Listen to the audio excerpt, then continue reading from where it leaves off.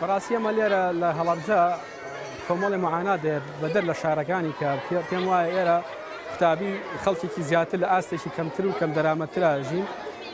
بوونی ئەم قرتاسیە و بوونی ئەم جامتا بەم کوالیتە بەرزیە بۆ قوتابیان و ئەم تێدایستیانی کە بۆ قوتابیان هاتووە بەڕاستی ئەبێتە مای خۆشحاڵی هەم بۆ قوتابیان هەم بۆ ماڵی باوان و ماڵی خێزانەکان.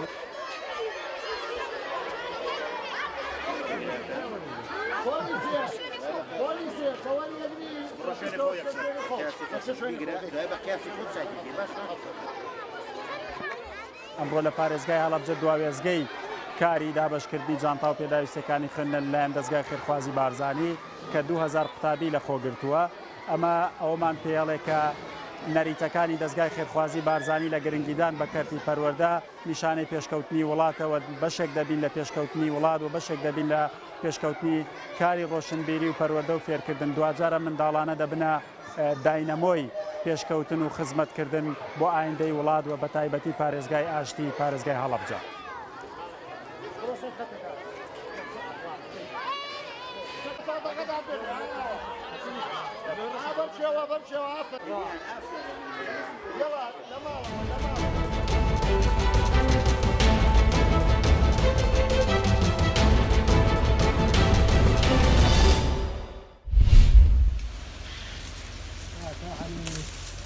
ذاك فبرة مقصرة والنوم. ذاك فبرة. وانا ختناري. باخێ فرەقەوی سێفمان هەست کارگەرەگرین بۆی ڕۆژانە چەند نەفەر کارگەر 7 نەفەر کارگەرەگرین ئەوانیشەوە خاص نیەن و ئەکوتیەن و نوان خراو بوون ئەیوێنە کارخانە بۆ کارخانە ساندیس استفادەیەکەن بۆ کۆمپوت سێف استفادەیەکەن.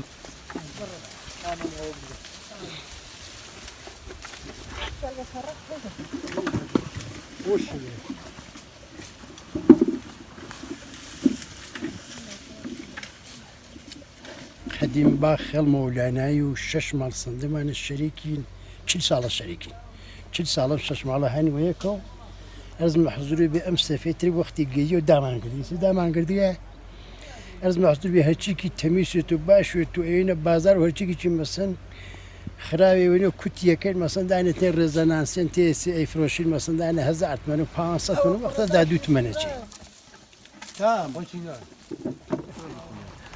إذا أكره ده أخوات شاي تأكل الأمر وما.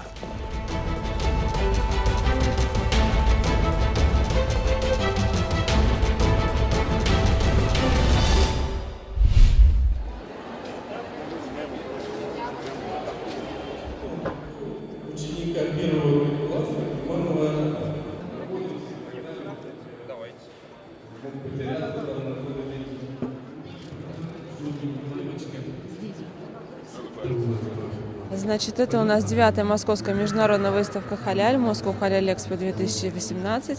Проводится она ежегодно.